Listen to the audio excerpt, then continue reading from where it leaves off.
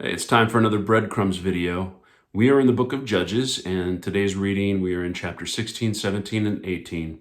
And so we're finishing the story of Samson, and then we have the story of a man named Micah in chapter 7, and then we have the story of a Levite who is installed as the tribal priest for the tribe of Dan. So we have some interesting stories to look at today. I just want to share a few thoughts with you as you read through these stories.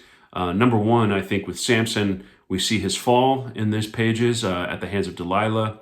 He's with his enemy. Delilah is connected to the Philistines. He's being entertained by someone he really has no business being in a relationship with.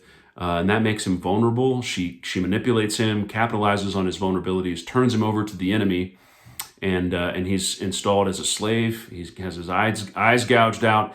And as his hair grows back, his relationship with the Lord rekindles, and God uses him one final time to really do a final blow against the Philistines. But ultimately, Samson is a picture of, like many of the judges, just flawed, weak human vessels that God uses. There's highs and lows, victories and defeats, successes and failures, but there's things we can learn from Samson that are positive, and some things that we need to take stock of.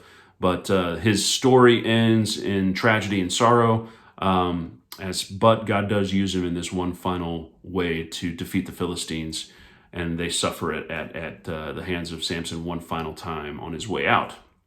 But then we have this interesting story in chapter 17. A man named Micah basically creates an idol, leads the people of Israel into idolatry. The tribe of Dan gets involved. They steal Micah's idols. They actually install Moses, his grandson, as he's a Levite. They install him as the tribal priest, and they massacre a town. And it's just all kinds of things are going wrong in these verses. But the one verse that I would really focus on today's readings is actually repeated twice in the book of Judges, and I think it sums up the whole book, really. And it's found in Judges 17, verse 6, as well as chapter 21, verse 25, and it's the final verse in the whole book. And it says this: in those days, Israel had no king, and everyone was doing what was right in their own eyes.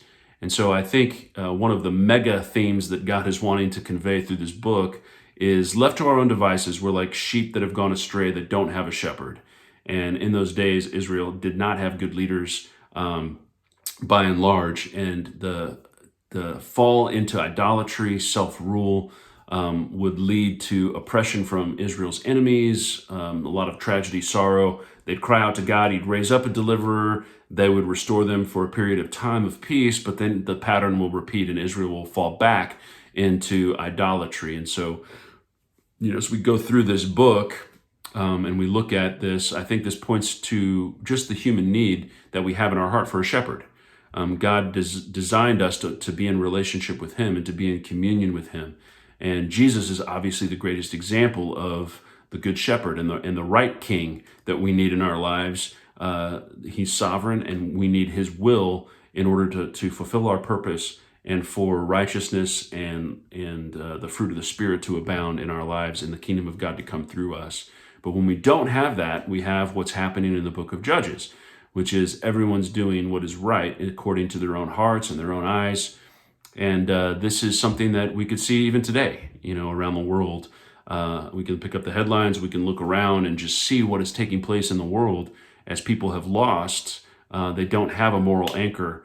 They're not connected to, the Lord. And so the gospel is so critical for us to be preaching now about the goodness of God's rule and who he is as the King of Kings and the Lord of Lords. And so that was some things I was just thinking about in today's reading. I hope you guys are enjoying the book of Judges. Again, there's amazing stories, wonderful examples to follow, as well as some examples to learn from of what not to do and what happens to the human heart when we insist on our own way and we abandon the Lord and we abandon his word and we look to do it according to what we think is right. So enjoy the rest of your day, and we'll look forward to talking to you more about the book of Judges real soon. God bless you.